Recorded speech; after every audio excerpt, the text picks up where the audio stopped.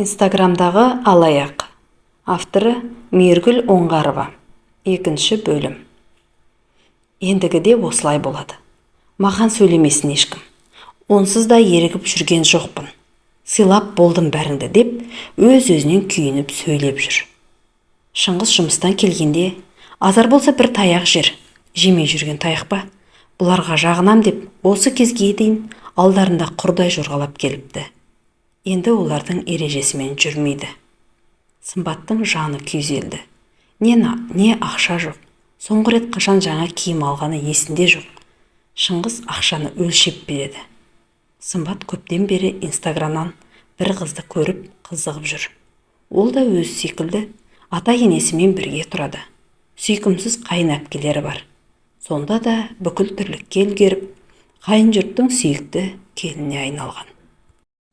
Оның үстіне не ішем, не кием демейді.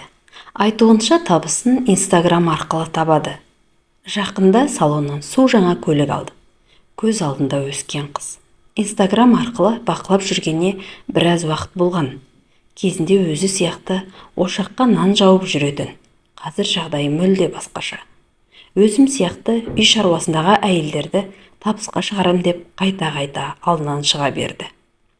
Сымбат үшін бұл құтқарушы қармақ секілді еді. Шіркін, бұл секілді миллиондап таппасам да, баламның жөргегі мен өзімнің киім-кешегіме тауып отырсам, арман болмас еді-ау. Әйел көп ойланбады. Әлгінің парақшасына кіріп, хат жазды. Жібергені сол еді, лып етіп жауапта келді. Мәссаған, қалай тез жауап береді? Шынымен өз отырмай екен, деп қуанып қалды Сымбат. Әлгінің аты Маржан еді. Телефон нөмірін сұрады. Сымбат жазып жіберді. Қоңырау да келді. Сәлеметсіз бе, Сымбат ханым? Сәлемет пе? Бұл Маржан ханымның менеджері. Есімім Айман болады. Сіз біздің курсымызға жазылам деген екенсіз.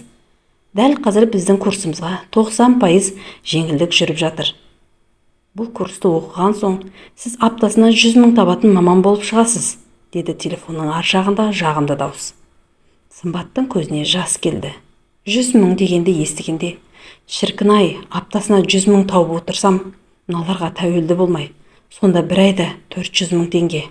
Осылардың ызасына көтеріліп кетсем екен деп ойлады әйел. Айналайын. Кім, атым кім дедің? Есімім Айман болады, деді әлгі.